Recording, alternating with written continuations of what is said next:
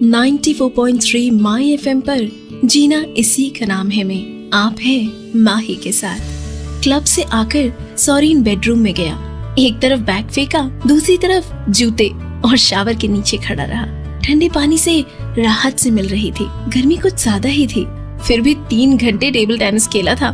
सोचा था स्विमिंग करके घर आएगा, पर क्लब के स्विमिंग पूल में तो गर्मी की वजह से काफी भीड़ थी और भीड़ ही कारण नहीं था वहाँ से भागने के लिए।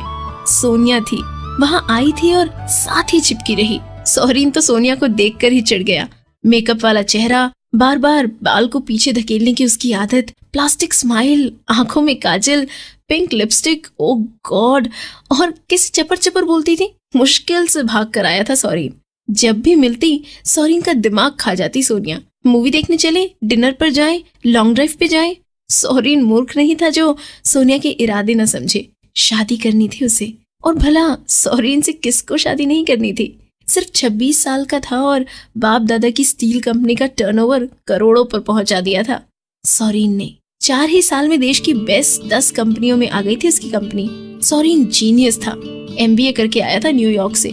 संस्कारी, हैंडसम, पैसे वाला और कवारा। पहले जो लोग, रिश्तेदार या पुराने मित्र आते नहीं थे, एकदम से मिलने लगे। तब देवांकर जी को पता चला कि ये अभी अभी आए पैसे के कारण हो रहा है। पैसे के साथ साथ देवांकर जी और सौरीन को बहुत सारे आमंत्रण भी मिलने लगे।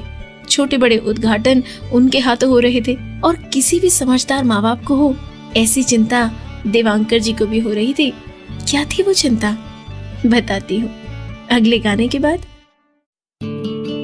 94.3 माई एफएम पर जीना इसी का नाम है में आप हैं माही के साथ। देवांकर जी को एक ही चिंता खाई जा रही थी, कहीं कोई गलत लड़की सौरीन को फंसा न ले। वैसे उनकी चिंता ठीक ही थी। हाई फाई और मॉडर्न लड़कियां सौरीन के आगे पीछे घूमती थी। फटाफट अंग्रेजी बोलती, चमकते नाखून, शॉफर ड्रिवन कार, आज चाइनीज तो कल स्पेनिश फूड, हॉलिडे के लिए सिंगापुर, मलेशिया। अब शादी लायक लड़का हो और घर में लड़कियां आती जाती हो तो देवांकर जी सब पे नजर रखते, पर कोई इस लायक ही नहीं लगी कि घर की बहू बन सके। एक दिन एक लड़की ने आकर जय कृष्णा कहा तो देवांकर जी खुश हो गए, पर दूसरे ही मिनट वो लड़की सौरीन से पूछ रही थी, who is that old man? Saurin ने कहा था, माय डैड। लड़की ने नाराजगी से पूछा, वो तुम्हारे साथ रहते हैं? सौरीन ने शांति से कहा, नहीं, मैं उनके साथ रहता हूँ। अच्छा हुआ लड़की चली गई, वरना देवांकर जी हाथ पकड़कर उसको घर के बाहर छोड़ाते। देवांकर जी सौरीन को अच्छे मूड में पाते तो पूछ ही लेते, सौरीन तुम्हें कैसी लड़की पसंद है बेटा? पर सौरीन की लिस्ट सुनकर उन्हें चक्कर आ जाता। पढ़ी लिखी, इंग्लिश बोलती हो, पर शुद्ध हिंदी भाषा आनी चाहिए। एम्बिशियस हो, अपने काम में दिलचस्पी ले, पर बच्चों के लिए काम छोड़ सके ऐसी होनी चाहिए। भले ही पेरिस या मिलान से कपड़े खरीदे, पर शुद्ध भारतीय पोशाक भी पहने। उसे हैरी पॉटर और पंचतंत्र दोनों कहानियां आनी चाहिए। उसे खाना बनाना आना चाहिए। उसे बड़ा परिवार पसंद होना चाहिए, इत्यादि इत्यादि। एक नहीं, ऐसे 100 गुणों की लिस्ट थी। क्यों, आपको भी चक्कर आ गया ना? कैसे मिलेगी सौरीन को ऐसी लड़की, जानिए अगले गाने के बाद। 94.3 माई एफएम पर मैं हूँ माही। सौरीन की भोली भाली माँ ने तो समझौता कर लिया था। सौरीन अगर कंवारा भी रहे तो मुझे कोई दिक्कत नहीं। मैं नहीं मानती कि ऐसी लड़की आजकल के समय में मिल सकती है। देवांकर जी की चिंता तो बढ़ती ही जा रही थी। काफी दिन बीत गए थे। उस दिन सौरीन ऑफिस में था। कुछ दिनों से देवांकर जी ऑफिस कम आते थे। घर बैठे न जाने किसे खत लिखते रहते थे। इंटरनेट के इस जमाने में पता नहीं ये नया शौक कहाँ से लग गया था उन्हें।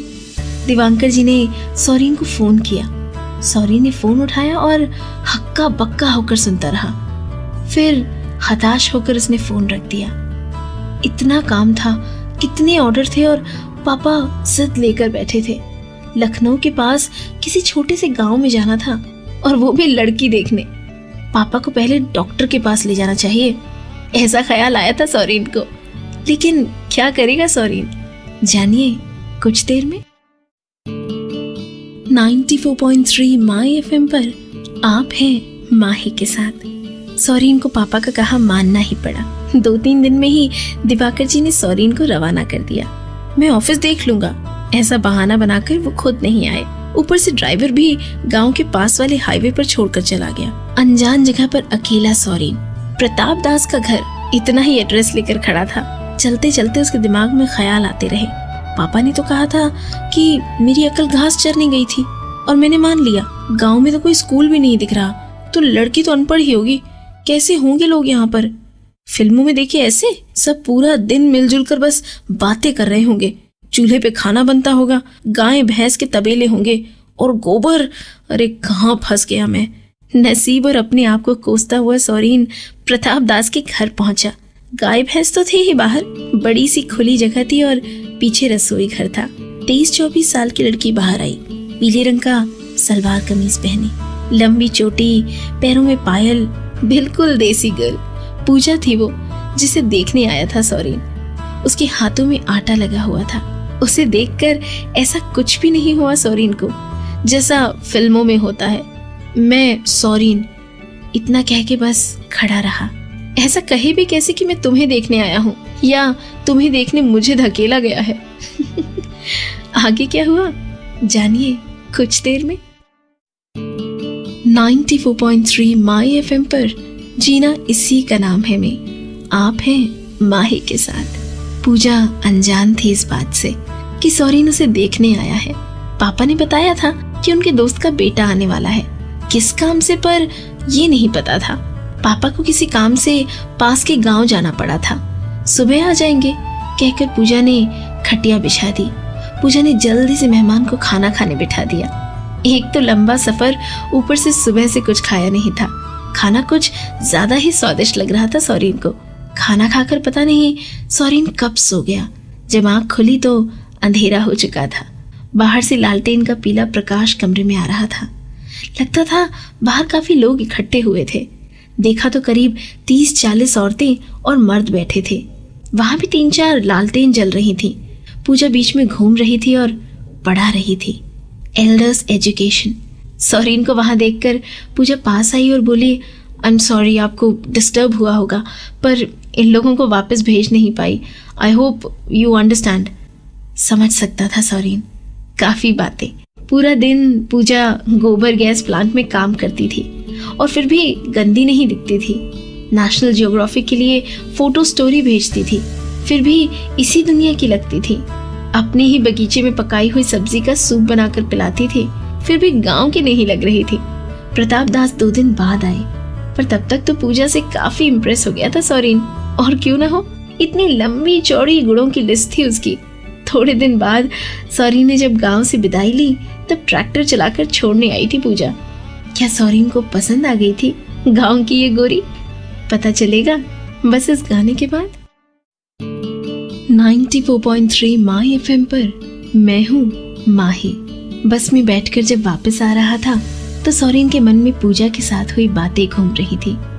पूजा अपने भविष्य के लिए बहुत ही स्पष्ट थी। भले ही शहर में रहना पड़े पर गांव का संपर्क कभी नहीं छोड़ेगी। पूजा ने अपनी आंखें सौरीन की ओर घुमाई थी। मेकअप के बगैर खिला हुआ फूल सा उसका चेहरा, सच्चाई दिख रही थी उसकी आंखों में। साफ लंबी गर्दन, बेपरवाही से कंधों पर आ गई उसकी लंबी चोटी और निश्चल मुस्कान। मुश्किल से सौरीन ने अपने आप पर संयम पाया। उसका बस चलता तो वहीं पर पूजा का हाथ पकड़कर शादी के लिए पूछ लेता। बस बहुत ही धीरे चल रही है, ऐसा उसे पूरे रास्ते लगता रहा। पर जब घर आया तो आकर सीधा पापा के पास गया और बोला, इतना नाटक करने की क्या जरूरत थी? आप कहते तो मैं शादी के लिए हाँ कर ही देता। पापा ने हंस के कहा, खुद प्यार में गिरफ्तार होके आया है और मुझसे नाटक कर रहा है। अब चल प्रताप दास को फोन करके बता दो कि हमारे सौरून को मंजूर है ये गांव की गोरी।